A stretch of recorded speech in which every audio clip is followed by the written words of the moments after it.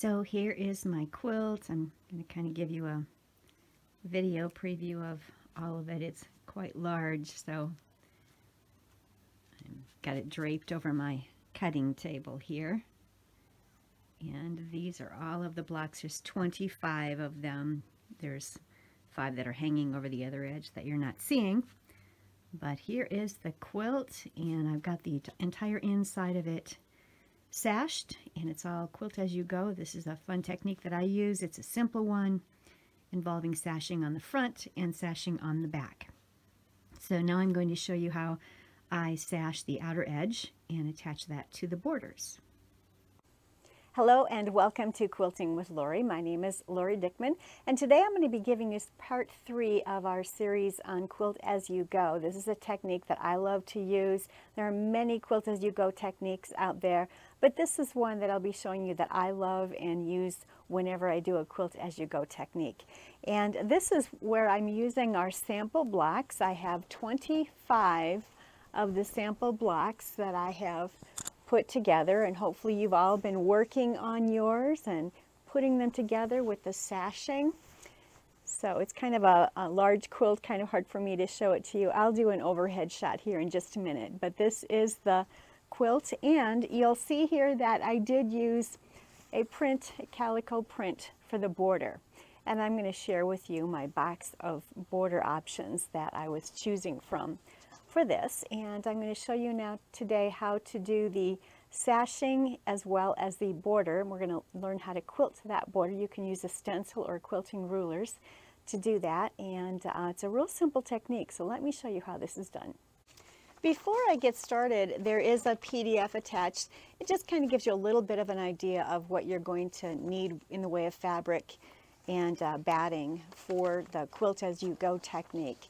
It'll be fabric for the sashings and for the borders and for the backing. And what I have been using are my 52-week series of Scrappy Blocks. So I used 25 of those Scrappy Blocks. My most recent Scrappy Block is week number 44, and I just posted that on Monday of this week. So you can find all of those out on my site. I will link playlists to that 52-week series. Hopefully you've joined me and you've been following along, learning how to scrap up your stash, and every week learning a new Scrappy Block design that I have prepared for you. So hopefully you're all enjoying that, and you've got a bunch of your Scrappy Blocks all ready to go to quilt as you go into a beautiful quilt. If you're enjoying the content that I provide on my YouTube channel, please don't forget to like and subscribe and hit the notifications button. That way you'll always know when I have a new video that I've posted online. Please share those videos with your friends, with your quilt guilds, and it really would help my channel to reach more quilters just like you. Thank you so much for doing that.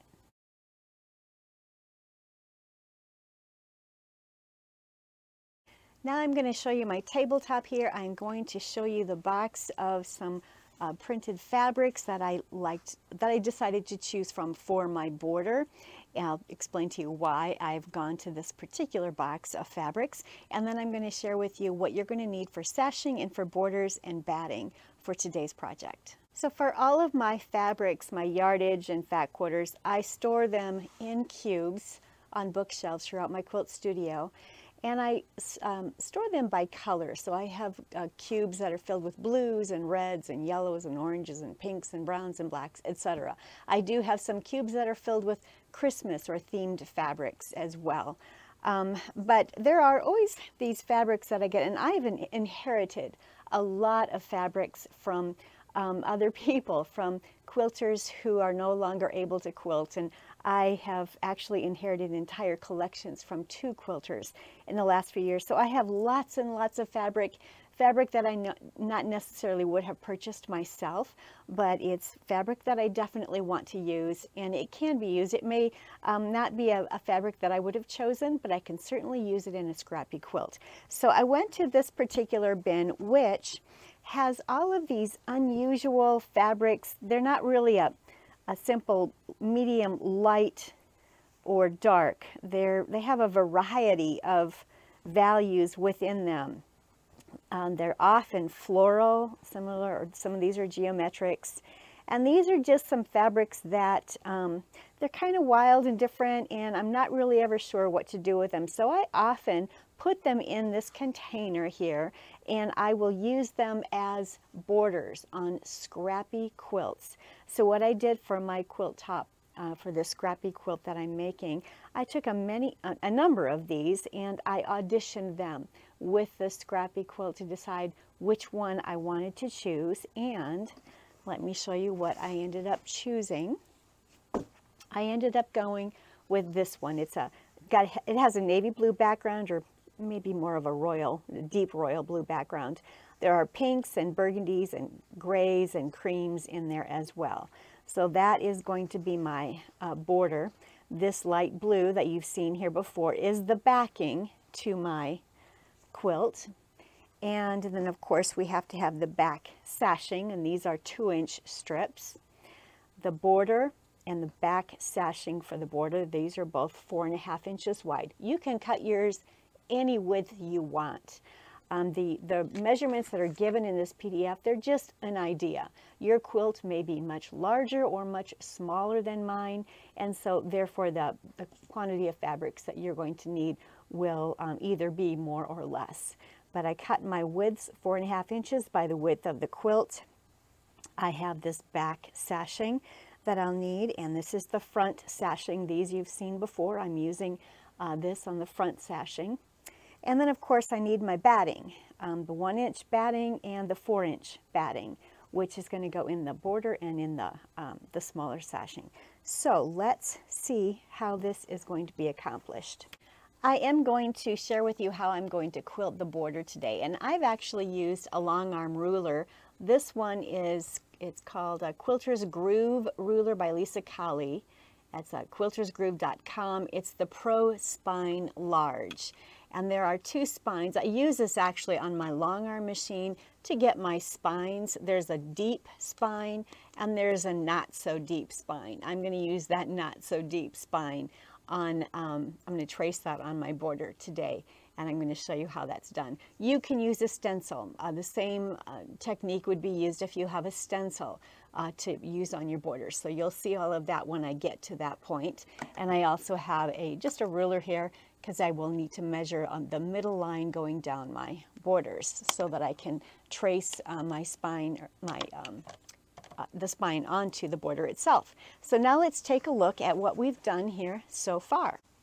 So as you peek at this, here's the middle of the quilt that's been sashed, and I finished that up last week. Took me longer than I was hoping. I had all kinds of things on my plate this last week and a half, but got that done. Now, what I did right away, just so that you can see how it's done, I did finish the sashing in the outer border on the 2 opposite sides, and then I finished the 3rd border right here. And you'll see that the 3rd and 4th border that are going to go on last will just be strips that come off the end of the quilt. So you're going to have strips going straight off the end. So this is the sashing there. So that is done. And now today what I'm going to share with you is how I did that last border. So this is the 4th border we're going to be putting on my quilt. It's going to need its sashings as well as the border and its backing, and we're going to quilt it. The first thing you're going to want to do is find your 2-inch wide sashing that is for the back of the quilt. That is going to be applied first, just like we did when we were sashing all of these blocks. We're basically going to be attaching the sashing and the outside border the same way that we attached the blocks to the sashing in the previous video. So what I'm going to do here is, this is the raw edges. You can see I made sure this was all squared up. And of course you'll want to measure your quilt and identify what the size will be. But I'm going to make it right sides together and attach the back sashing to the back of the quilt, so that when I open it up, you'll see a back sashing in the back quilt. And I'm using the same fabric for my back sashing and the back of my quilt. That all matches. You don't have to. You can make it really scrappy. Every one of your sashings could be different. Every one of your backings for each of the 12.5-inch blocks could be different. It's a great way to use up your scrap stash. But what I'm going to do now is simply get this pinned on here on the back. I'm going to go ahead and do that. I'll show that to you, and then I'm going to stitch it with 1/4 of an inch and get that back sashing on and get it pressed. Here you can see that I have my 2-inch back sashing pinned to the back of my quilt. They are right sides together. As you can see here, let me open this up so you can see. So they're right sides together. And I just make sure you measure the length of that 4th border. That's what you're going to do first, is attach the 2-inch sashing and get that sewn on with 1/4 of an inch seam allowance, and then you're going to press it away from the back, and I'll show you that. I'm going to go ahead and stitch it, and I'll press it, and I'll be right back. All right, so I have sewn and pressed the sashing. So there's the 2-inch sashing. You can see it from the back. And here it is from the front. So it's extending above the quilt there. And the next thing we're going to do is work on the border. So we're going to just set this aside. It has the 2-inch backing sashing on there. We're going to set this aside and work on the borders next. Here are the pieces that I need for my border. We have my 4.5-inch strip of the backing. We have my 4.5-inch strip of my border fabric. And what I'm going to do is just simply lay my backing fabric down, wrong side facing. I'm going to place my batting on that. And I cut my batting a 1/2 inch narrower than the border fabric because I don't want all that excess batting in my seam allowances. So, you know, you can do what you want. If you want to cut your batting the same size as your border, that's fine, but I cut my batting at 4 inches and my backing and the front border are 4.5 inches wide. And what I'm doing here is just lining these up with the backing on the bottom, the batting in the middle, and the border on top. I need to get one more batting strip. For the quilting on my borders, I chose just a very simple curved line of stitching, and I'm going to show you how I did that with this ruler. You could simply just do straight rows if you wanted to, whatever kind of quilting you'd like to do, but you definitely want to do some sort of quilting down the center of the border with the batting and the sashing so that it all stays secure in there. You don't want your batting pilling or moving around inside. So here's what I did to accomplish that design. First of all, I'm just using a little marking pen. It's got a chalk and a wheel in there, and it's filled with chalk. There isn't a name on this gadget. I'll see if I can locate the name of it in case you're interested in it. But since this width is 4.5, half of that would be 2 1/4. So I want to mark a 2 1/4 inch line down the center, which will help me make sure that when I trace my spine from using this ruler, that everything will be centered properly.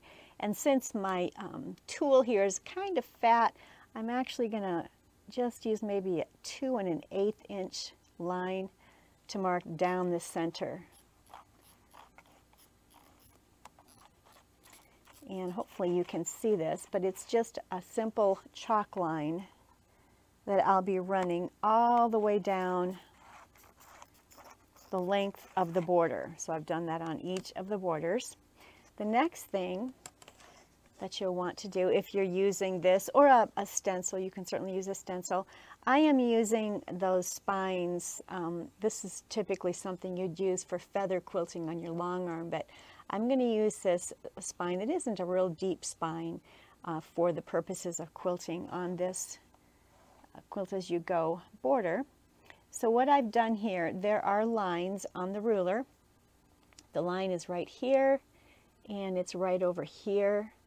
So that is the line that I need to line up on the line that I've drawn on my border. Your stencil will also have lines that you'll need to follow. So just follow the lines on your stencil and get it centered. There's so many stencils on the market. You could certainly have fun and do all sorts of things for this. And then what I'm doing here is simply outlining that, and then I'm going to flip it over and do the opposite side. And again, I'm making sure that the lines match the line that's going down the center of my border. And once I see that and I make sure that my corners here match up properly, then I'm going to go ahead and use the chalk and get that marked. Now, can you see this? Hopefully you can see that. And I'm going to continue doing this all the way down the border, marking each of these, and then I'm going to take it to my sewing machine and quilt it. I'll start on one end, and I definitely want to use my walking foot. You will be so frustrated if you don't use the walking foot. This is something where you really, really do need a walking foot. So I'll use my walking foot. I will start here, and I'll just continue sewing all the way down. Then I'll turn and I'll come back, and I'll end up finishing right here. So in 2 long quilting lines, I will have the quilting of this border finished very quickly. So right now, though, what I need to continue doing is get this marked. Again, I am matching the corner point here. I'm making sure that this line on the ruler matches the line that I've drawn on the border. And I'm just making the mark. Then I'm flipping this over and doing the opposite side. Lining up the line of the ruler to the border, making sure the corners are where they need to be, and drawing the line here. So I have the border up at my machine. I've got my walking foot on. The backing is on the bottom there. The batting is in the middle, and the border is on top. It is marked. You could certainly pin this. I've already done 3 of them. I think I pinned the first 2, and I didn't pin the 3rd one. I'm not going to pin this one. I am just going to make sure as I'm stitching here that I'm very careful to hold the fabric where it needs to be, and then just work my way around that design.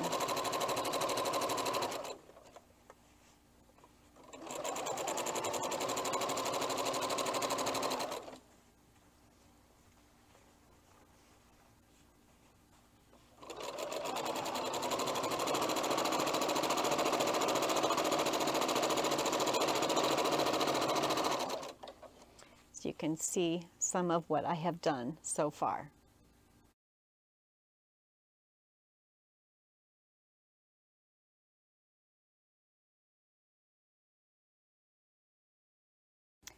So now my border is quilted down the center, and it is ready to be attached to my quilt. So let's get to that next.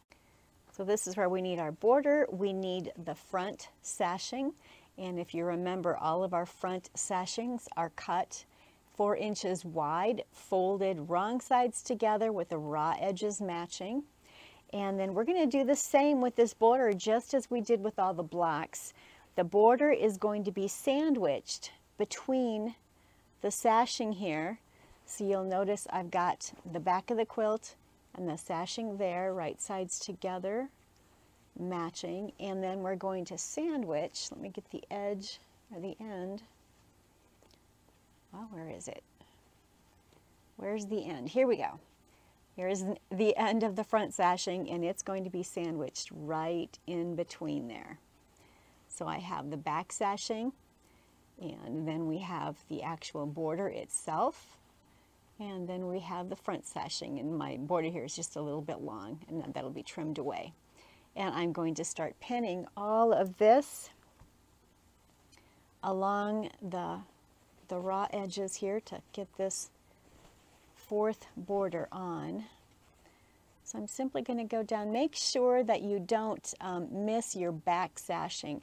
I found as I was pinning that it's really easy for that back sashing to kind of fall away, and you think that it's lined up evenly and it isn't. It falls away, and you don't want to miss sewing that back sashing in there and catching it in the seam allowance.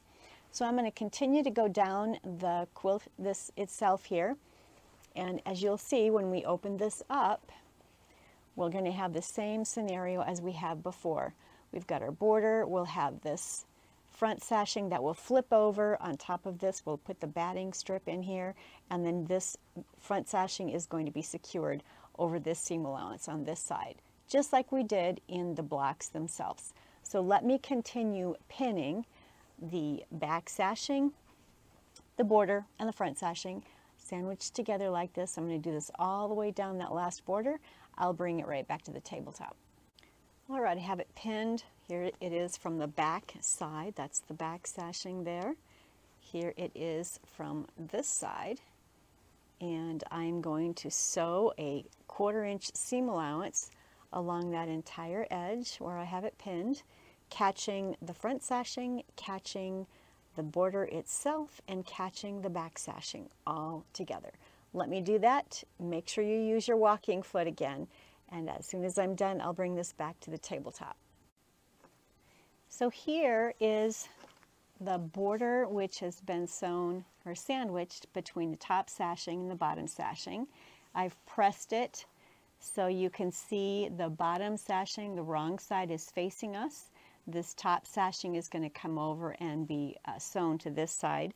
But what we're going to do first is actually get our batting in there, place that in there nicely, and then we're going to pin this top sashing over this and make sure everything lines up nicely. And then what I will do is I'll stitch about 1/8 of an inch away from this side. That will secure that front sashing to the top here. I will also do a matching top stitch 1/8 of an inch from the opposite side of the sashing.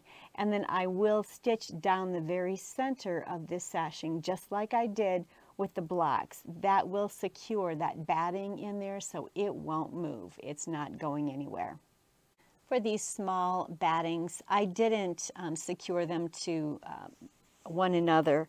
Here's another one. I'm just going to butt them up together nicely, maybe overlap them 1/4 of an inch in there, and then just continue adding them on down the line.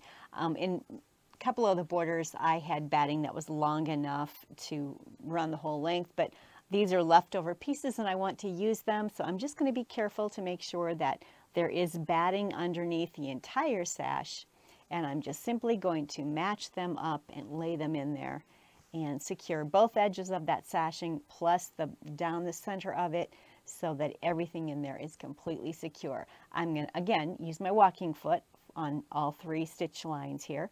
I'm going to go ahead and do that, and I'll bring it back to the tabletop so you can see what it looks like. I've attached the last border, border number 4. Here it is.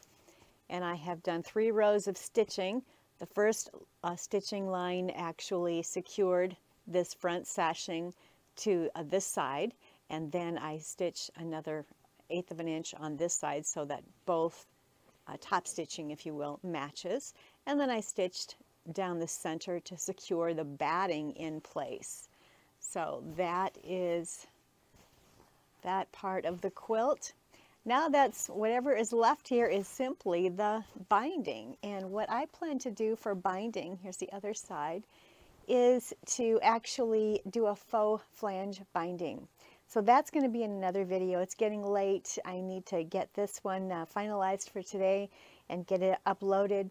But I will be doing another part 4 of this series, Quilt-As-You-Go series, and it's going to include faux flange binding. So if you've never done a faux flange binding, I hope you'll stop back to see that. It's a great binding. It's all done by machine. It's very, very durable.